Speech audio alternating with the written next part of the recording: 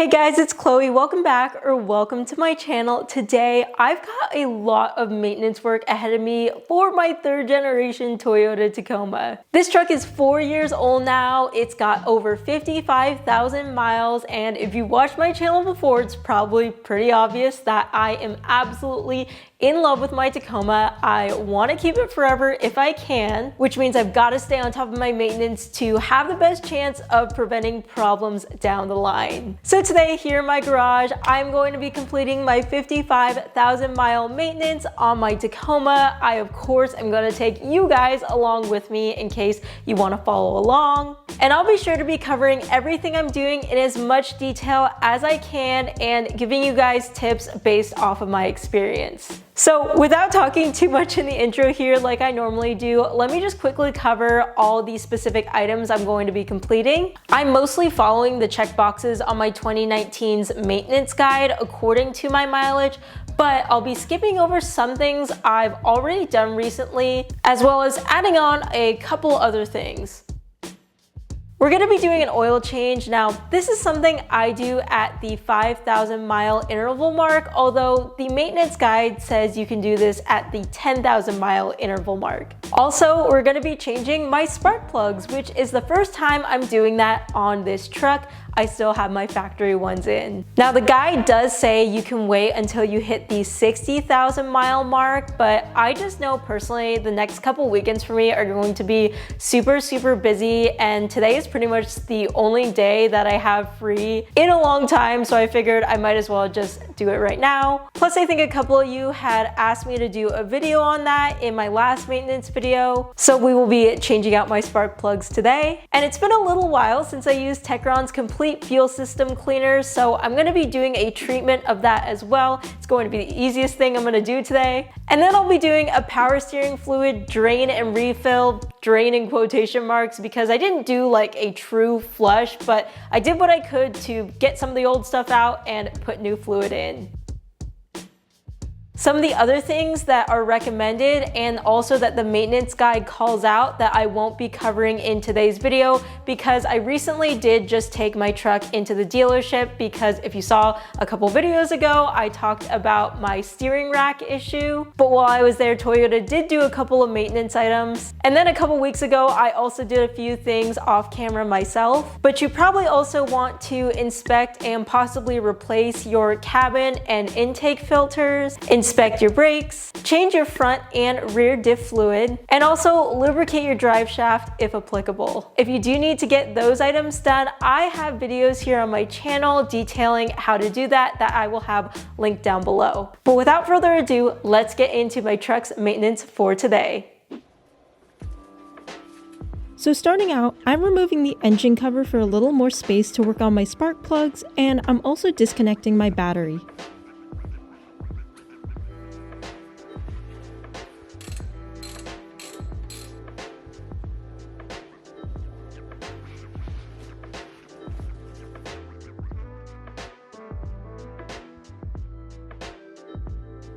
Okay, so these are the spark plugs I'm using. They are the exact same ones that my old ones are, and I referenced the manual just to triple check that these were the correct ones for my engine. Also, if you're curious, you don't have to gap your spark plugs according to the manual. I didn't do this for mine, so I didn't have to use a gap tool or anything. I'd also recommend getting this spark plug removal tool, which is just a 5/8 inch deep socket that's magnetic, and it's got an extension with a universal joint, which makes everything much easier. Now, overall, this maintenance item isn't difficult, but there is just a lot of stuff you have to move out of the way, especially on the driver's side. The passenger side is much more accessible though, so let me start by showing you that. So you can see that there are 3 spark plugs on this side, and I'm numbering them in the order I'm showing you in this video, which in my opinion is from easiest to most difficult. One thing I found that helps is removing this harness out of the way, so I wanted to include that here. And the first thing I'm doing is I'm removing the electrical connectors from each of the coils. For the middle spark plug, you have to remove this bracket out of the way, which is held in by a 10mm bolt.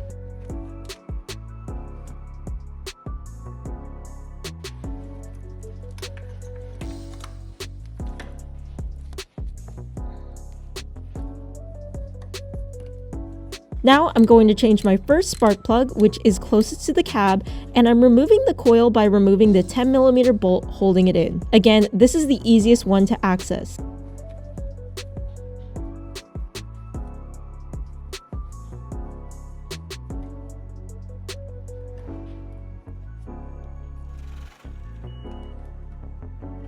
Then, using my spark plug socket, I just remove the spark plug.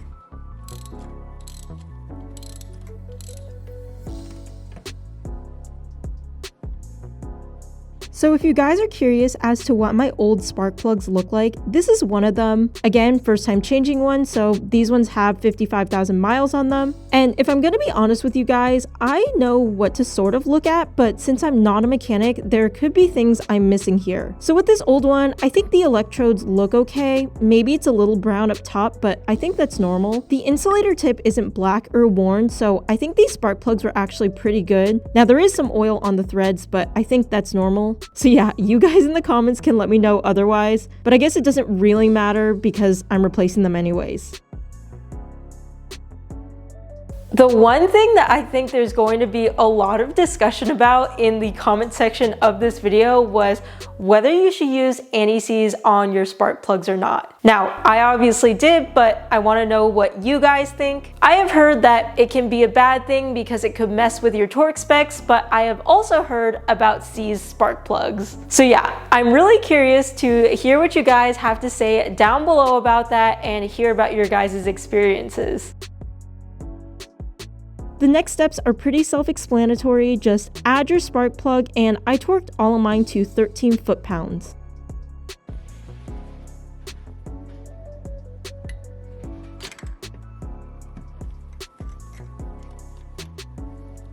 Then add your coil pack back in, and I waited to put the connectors and bolts back on until I was done with all three on this side, but you could do those things now.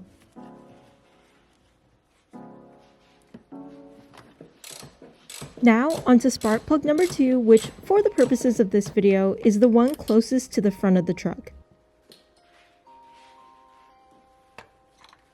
So you basically just do the same steps to remove the coil, but something you're going to run into if you've got a long extension is that you'll hit the upper air box.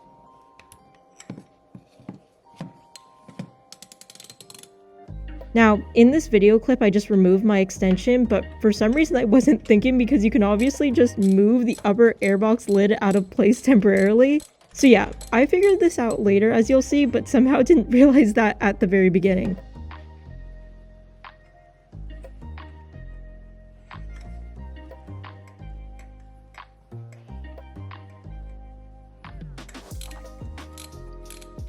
Again, all the steps are the same, and yep, here's where I figured out that you could just remove the lid for clearance as if you were changing your intake filter.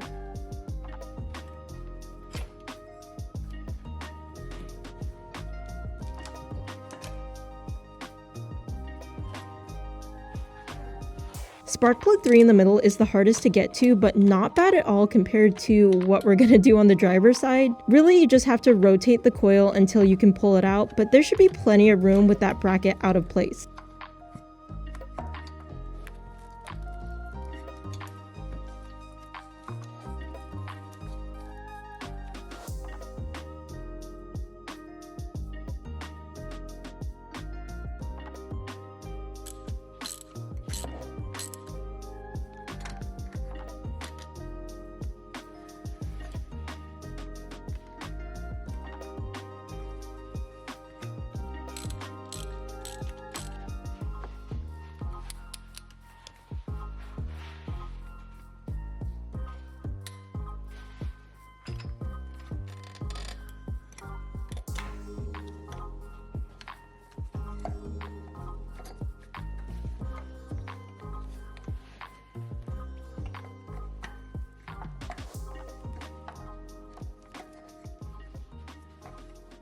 When all of the new spark plugs and coils are back in, I'm just adding my 10mm bolts back in place, tightening everything down, and by the way, the coil torque spec is 7 foot-pounds if you're curious.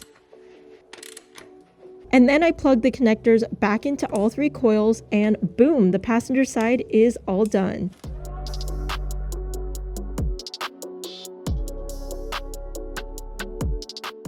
Now onto the driver's side, we're going to move these brackets or these bars to the side, which means we need to remove these 2 bolts at the top and then loosen the corresponding bolts that hold the bottom of them in, which I was able to access through my wheel well. Specifically, there is 1 bolt here and another one that's hiding behind here. Loosen those, but I found you don't have to take them out.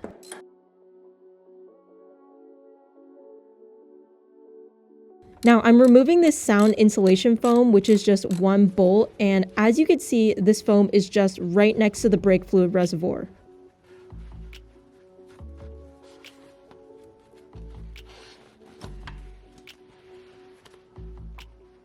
With everything out of the way now, I can remove the easiest spark plug on this side, which is closest to the cab. So repeat the process of removing the electrical connector, then remove the coil,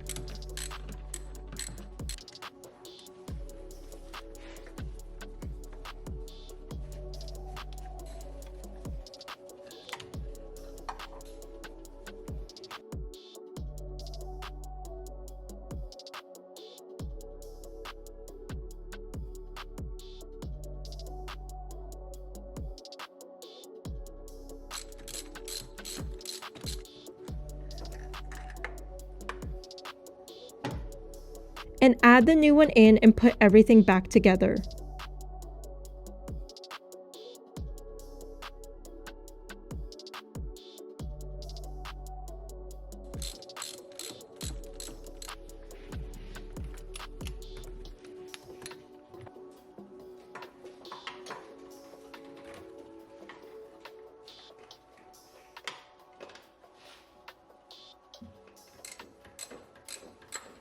The next most difficult one is the middle one, which you'll have to temporarily detach this line in order to get to it. But once you do that, accessing the coil and spark plug is really easy.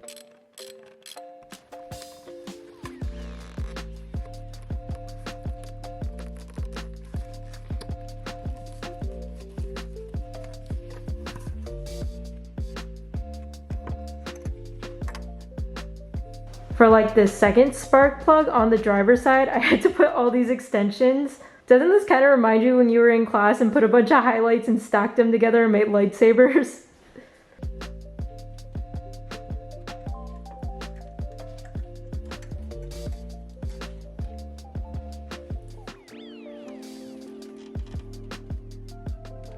Okay, now onto the last spark plug 6, which in my opinion is the most difficult one. So you just saw me push that bracket bar thing out of the way, and now you can see that there is this black connector, which you need to temporarily detach so that you have more clearance for the coil. After that, I took out the connector attached to the coil,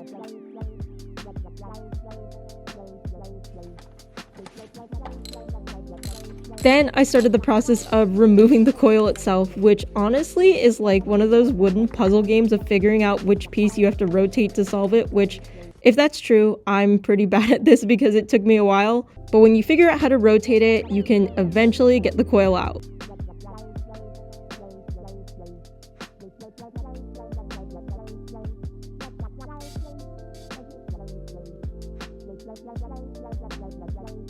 Now, if you're able to do that, getting the old spark plug out and new spark plug in should be pretty easy.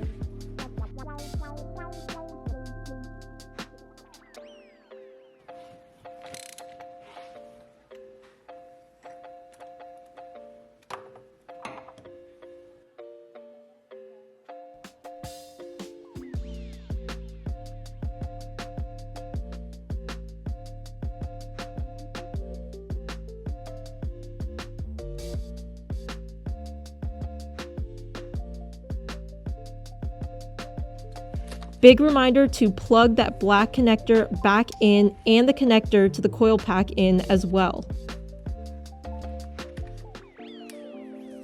And then put everything back together, which in my case were just the brackets and that foam insulation.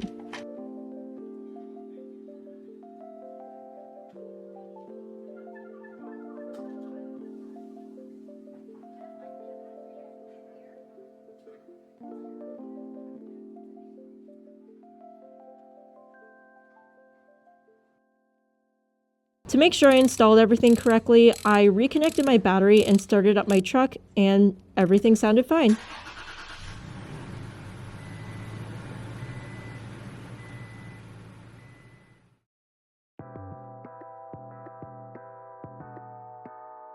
Now, I have so many videos of how I do my oil changes on my Tacoma here on my channel, and today will be no different, but feel free to check out those videos if you would like more information. For my tools today, I'm using a 14mm socket for the drain plug, a 3/8 inch socket extension, and this 4mm hex bit socket to remove a plate on my skid plate to access my oil filter.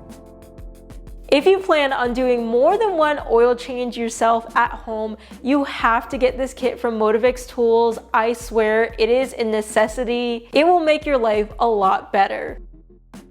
These are additional tools that make the job much easier: a spin-on funnel, a notchless oil filter wrench, and a filter drain tool. For my oil, if you've ever watched my channel before, you're probably familiar with what I like using, which is Haviland Pro RS. So what's cool about Haviland Pro RS is it includes 25% sustainably sourced plant-based oils. It's very eco-friendly, and it also has kept my Tacoma running smooth for the year I have used it. And coincidentally, if you have this Tacoma with this engine, which I assume you do if you're watching this video, Haviland Pro RS is a great choice because the Smart Change box is a 6-quart box, which ends up being pretty much exactly the amount you need for an oil change. I really like the convenience of that. And then lastly, for my oil filter, I'm using an OEM one.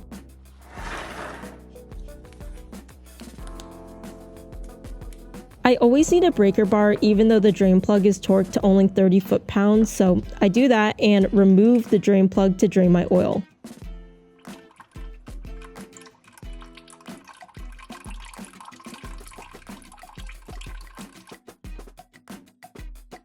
Remember to replace your old gasket on the drain plug with a new one.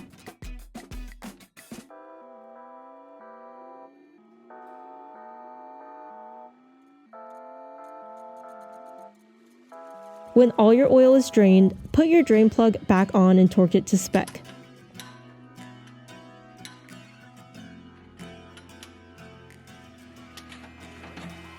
To remove the oil filter housing with the TRD skid, I remove this plate, and then you can see that there's this metal covering on the oil filter housing that I remove with the 3/8 inch extension on a breaker bar.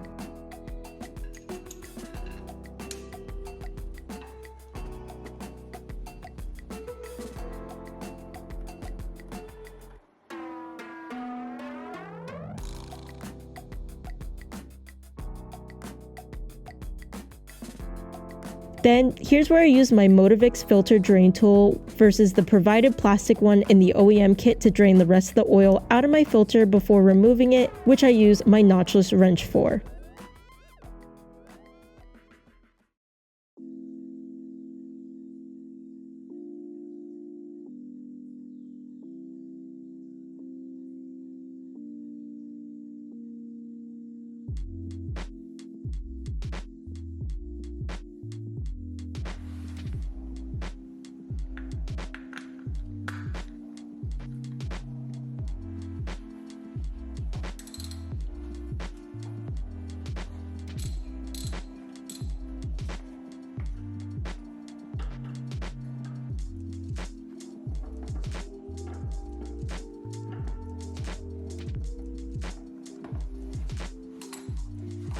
I remove the old filter, clean up the housing a little bit, and then oil the O-rings and replace them on the filter housing.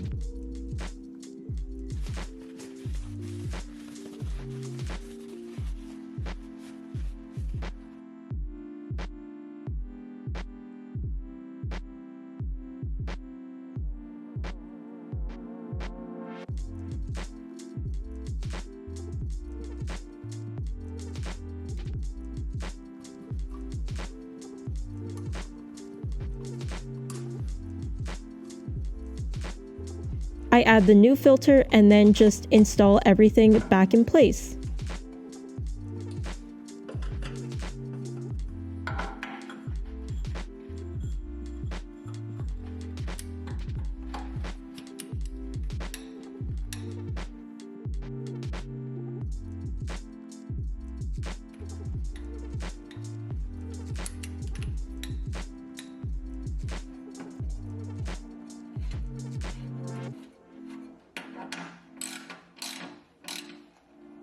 Here, I'm prepping the Smart Change box by pushing in the side to make a handle, and through the top as well to expose the cap.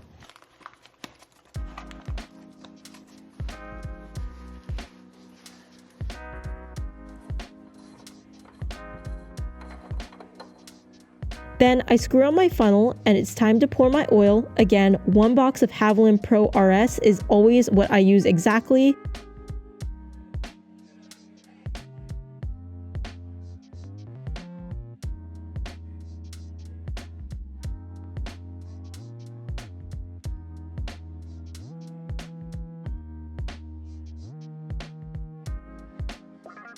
And then you can check the dipstick after the engine gets up to temp. It's hard to see since this oil is so fresh and new, but it pulls between the 2 dots, indicating that the level is sufficient.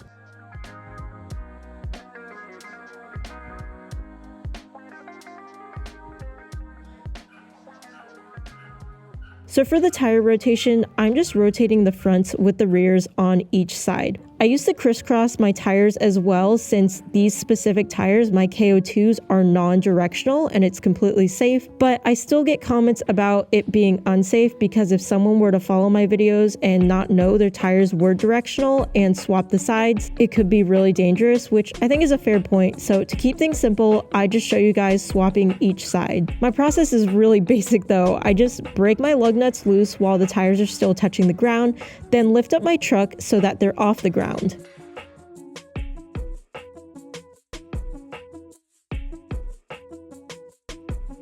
This is when I remove my lug nuts, of course, and then take off my wheels and tires and swap them.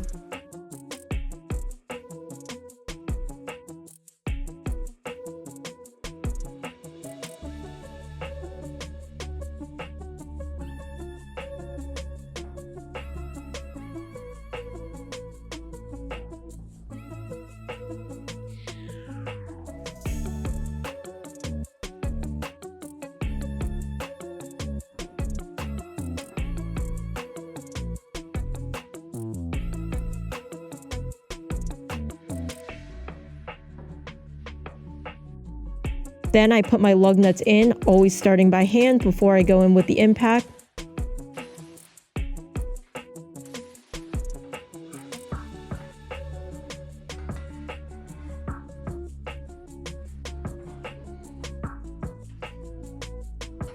And I do the same exact thing on the other side and torque everything at the end.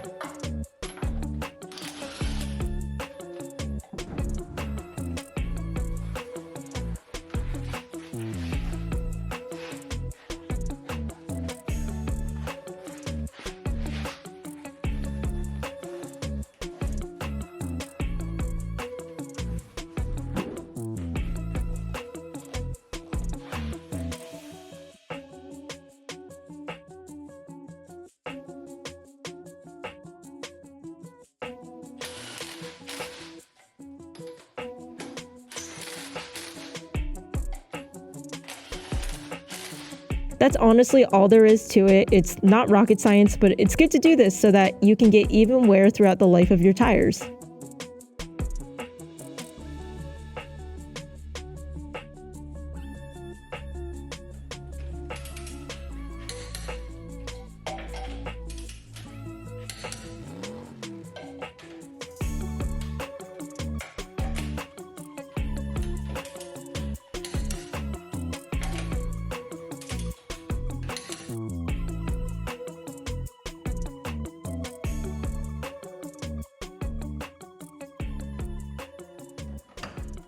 Alright, this next item is so fast that you might not want to blink or else you'll miss it. But it's because it's super easy, and I'm just adding a bottle of TECHRON's complete fuel system cleaner into my gas tank, which is like a quarter tank full now. And for my truck, which is pretty new, this is more so just preventative maintenance to protect the fuel system and prevent problems down the line from harmful deposits.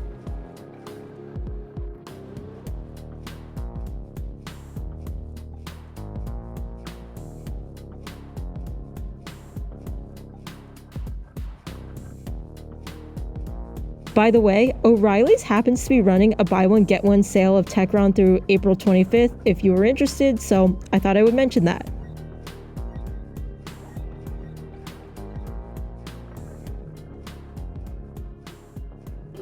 So I'm doing a drain and fill, which is basically just removing all of my old fluid using a pump and then putting some fresh fluid into the power steering fluid reservoir.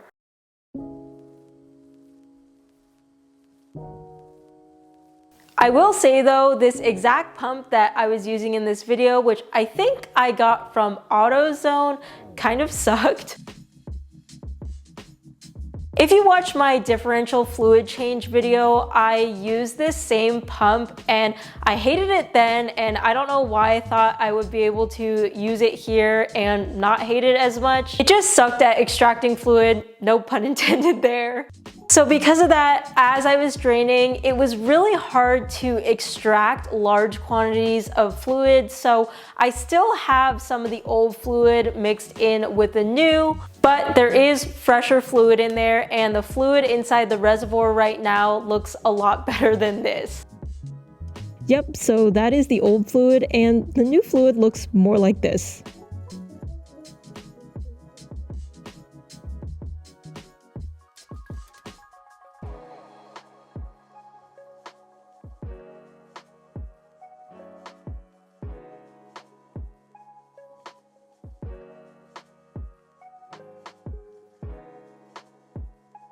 So let's put some new fluid in, just enough so it fills between the cold, min, and max lines on the reservoir, and ideally, you really want to drain, fill, drive several times, and that'll help get more of the old fluid out.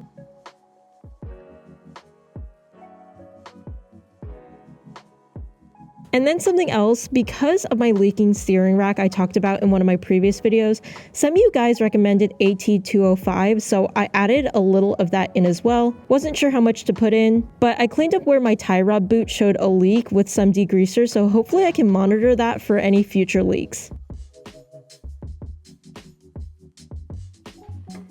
And since that was my last maintenance item to do, I put my engine cover back on and I was done.